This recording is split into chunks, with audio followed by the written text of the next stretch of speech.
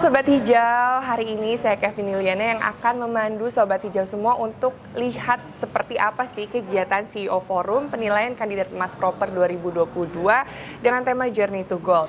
Nah, hari ini adalah hari kedua dan sudah tergabung bersama saya pimpinan pertama yang hari ini presentasi ada dari Bio Farma, Bapak Anusti Bashir selaku Direktur Utama Bio Farma. Selamat pagi Bapak. Selamat pagi Mbak Kevin. Apa kabar? Alhamdulillah sehat Mbak. Sehat, bagaimana tadi presentasinya Pak? Menarik ya, sangat diskusinya menarik, interaktif. Jadi bagi saya itu bukan kayak ajang seleksi atau apa ya, tapi bagi saya itu lebih bagaimana kita saling bertukar pikiran, sharing gitu ya, pengalaman kita sebagai orang yang di industri ini dan mereka sebagai orang yang juga related ataupun pengamat yang lainnya gitu. Jadi memang seperti diskusi aja berjalannya ya Pak, supaya bisa mendukung sinergi antara Bio Farma dan juga Proper ya Pak ya. Nah tapi Bapak punya kesan atau hal menarik yang Bapak dapatkan selama berjalannya penilaian Future Fit Society kriteria ini? Ini menarik ya, Proper ini bagi saya ini salah satu inisiatif yang luar biasa ya, karena dengan adanya program seperti ini bukan masalah lingkungan, itu bukan hanya masalah pemerintah ya, tapi juga masalah semua orang, terutama korporasi gitu. Nah, ini kan ada beberapa tahapan ya. Sebelumnya itu ada yang lebih sifatnya teknis.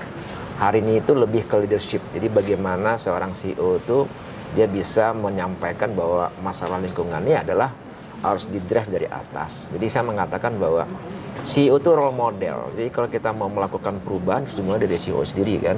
Ya, gimana kita mau nyorong orang lebih sadar lingkungan, lebih efisien pakai listrik, air segala macam. Kalau kita sendiri nggak menunjukkan hal itu. Nah itulah nilai-nilai tadilah yang didiskusikan ya dengan dewan dewan jurinya ya, dewan penasehatnya.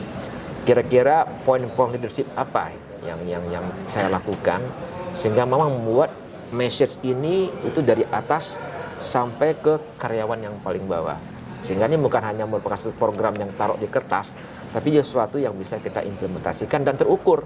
Karena percuma aja kalau kita lakukan tapi kita bisa ukur. Sehingga kita punya yang namanya kebijakan manajemen, kita turunkan kepada peraturan-peraturan direksi sesuai dengan bidang-bidangnya. Kita bikin semacam SOP-nya, standar prosedur execution-nya, dan kita punya target. Ukurannya apa? Katakanlah energy saving itu berapa persen tahun ini? 10%, nanti kita ukur, benar nggak 10%? Sehingga kelihatan kita tuh ada di mana ya. Kita maju, kita mundur, atau kita nggak di mana-mana. Itulah yang menarik. Dan itu yang tadi kita diskusikan dengan Bapak di dalam, dan masukannya sangat banyak. Dan bagi saya itu satu hal sangat biasa juga nambah knowledge saya ya tentang Proper itu sendiri gitu. Baik, tadi saya sempat baca juga bahkan ada istilah audit energi ya Pak ya katanya untuk mengukur seberapa jauh keberhasilan upaya-upaya dari Bio Farma dalam mencapai pelestarian lingkungan setiap tahunnya. Nah, tapi selain itu Pak, keunggulan dari Bio Farma sendiri apa aja program-program unggulan yang bisa Bapak sampaikan sama Sobat Hijau di sana dalam penilaian Proper tahun ini? Ya. Jadi ada beberapa aspek yang kita bisa sampaikan. Satu dari sisi energi ya. Jadi kita memang kita sudah mulai melakukan berbagai kegiatan untuk mulai menggunakan energi baru terbarukan. Ya selama ini kan kita lebih banyak bermain di fosil kan. Kita mulai geser. Fosil pun udah mulai kita mix dengan yang namanya energi terbarukan, ya kita namanya B30. Itu udah punya ukurannya berapa yang kita pemakaiannya. Kemudian dari sisi PLN sendiri tetap pakai, tapi kita juga ngelihat karakteristik dari produksi kita nggak boleh berhenti kan. Kalau PLN-nya mati, ya selesai nggak bisa berproduksi kan masalah. Sehingga itu kita mix dengan teknologi yang lainnya. Kita juga mulai menggunakan lain seperti panel surya dan juga nanti mungkin kalau ada teknologi yang lainnya. Kemudian dari sisi air pun, ya kita juga udah mulai menggunakan recycle. Jadi air yang digunakan dalam produksi itu nggak kebuang. Kita purifikasi lagi, ada teknologi yang kita kembangkan sendiri sehingga nanti itu airnya selesai, dipurifikasi, difilter, bisa digunakan lagi untuk proses produksi berikutnya sehingga nggak ada air yang terbuang. Semuanya ada di lingkungan produksi kita. Di samping kita juga masih menggunakan namanya air dari pump ya. Dan dari sisi polusi pun ya kita juga sudah mulai bikin berbagai macam kegiatan-kegiatan yang untuk seperti emisi rumah kaca. Produk-produk kita juga kita mulai desain sedemikian rupa sehingga bisa mengurangi efek-efek negatif dari emisi dan rumah kaca sendiri. Dan kepada masyarakat, nah ini yang menarik ya. Ada satu proses produksi kita itu memang di sekitarnya adalah masyarakat yang profesinya peternak. Ada domba, ada sapi, dan kita ngelihat sehari-hari itu banyak masalah. Sapi, dombanya mati karena makanannya nggak cocok. Jadi kayak holik gitu kan. Nah, kita ngelihat ini mungkin dari makanannya. Selama ini mereka itu bikin makanan itu dari rumput gajah. Jakarta Lake ini mungkin penyebab sehingga kita menemukan satu jenis rumput baru namanya rumput odot. Inilah yang kita teliti ya. Kita cobakan ke beberapa domba, hasilnya bagus, mengurangi risiko tadi itu dan juga membuat dia lebih produktif, dagingnya lebih bagus ya, jumlah kilogramnya, kualitasnya. Dan itu kita transfer ke mereka, kita kasih mereka bibitnya, kita kasih tahu mereka cara nanamnya bagaimana, pupuk segala macamnya, panennya gimana, dan nanti dikasihkan ke dombanya mereka sendiri. Di samping itu, kita juga ngasih mereka teknologi pengolahan rumput sendiri, sehingga mereka itu bisa di dalam bentuk-bentuk paket makanan kayak pelet gitu. Oh iya. Ya, nanti mereka bisa jual, kita juga siapin marketplace untuk mereka nanti jual mungkin ke peternak-peternak yang lain. Dan juga dari sisi gimana mereka bisa mendapatkan domba yang bagus. Mungkin teman-teman akrab ya kalau pernikahan sederhana itu nggak bagus. Di dombanya banyaknya gitu. Nah, kita tahu tuh. Kita bikin namanya kandang honeymoon. Jadi di mana domba itu melakukan reproduksi, itu memang domba-domba yang nggak ada garis keturunan yang sama. Sehingga emang kualitas dari keturunan mereka jauh lebih bagus ya. Tidak hanya dari dia lebih sehat, tumbuhnya juga lebih cepat, sehingga ini nanti secara langsung nanti juga meningkatkan kemampuan ekonomi yang ada di masyarakat sekitar. Jadi banyak yang kita lakukan ya, mulai dari internal sendiri, energi, water, recycle segala macam, dan juga yang kita berikan kepada masyarakat untuk mereka juga bisa meningkatkan potensi ekonomi mereka gitu. Baik, nah kalau tadi Bapak sudah sampaikan bagaimana program-program dari upaya juga dari Bio Farma ya untuk dari program upaya internal sendiri baik untuk masyarakat sekitar. Nah, tapi kalau manfaat dari sisi propernya Pak untuk perusahaan Bio Farma, apa aja yang Bapak rasakan? Ya, satu ini kan masalah recognizing ya. Dengan kita mendapatkan propernya kan brandingnya jadi bagus ya. Orang lihat bahwa Bio Farma ini dia perusahaan farmasi, ini mungkin ada kacamata negatif orang, ini limbahnya gimana, ya kan?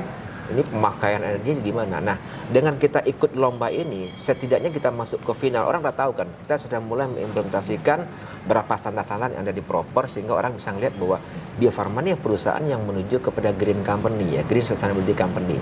Jadi bagi kami, keikutsertaan sertakan kita di proper ini juga mengukur ya, seberapa bagus ya, seberapa improve kita dalam mengimplementasikan proses bisnis yang sesuai dengan konsep-konsep green tadi itu. Jadi memang ini luar biasa bagi sendiri, dan tiap tahun kita ikut ini ya. Tiap tahun kita ikut, kadang-kadang kita menang, ada juga kita turun peringkat, tapi bagi kami bukan masalah menangnya, tapi masalah continuous improvement-nya bisa kita lakukan untuk membuat lingkungan menjadi jauh lebih baik.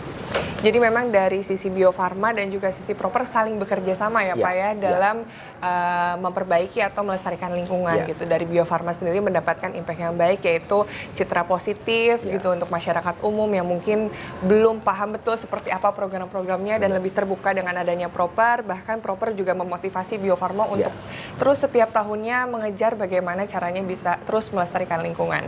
Nah Pak, tadi kan saya dengar juga ya kalau Bio Farma tidak hanya berupaya dari sisi internal aja gitu, tapi juga mempedulikan masyarakat sekitar dan juga membantu kesejahteraan ekonomi mereka gitu dengan upaya-upaya seperti tadi pupuk, kemudian bagaimana cara beternak yang memang lebih efektif segala macamnya. Nah, bisa nggak Bapak sampaikan sama generasi muda Sobat Hijau di luar sana supaya turut andil dalam pelestarian lingkungan? Karena tadi aja saya amazed gitu Pak, lihat Bio Farma yang memang bukan hanya mengatasi masalah dari dalam Bio Farma, tapi turut andil dalam masyarakat yang lebih luas.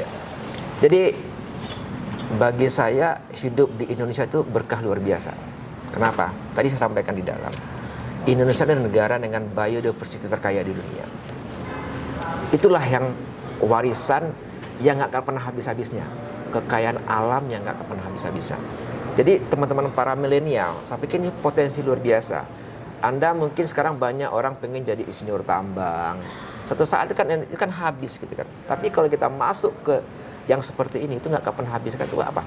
Kekayaan yang datang dari Allah itu, ya.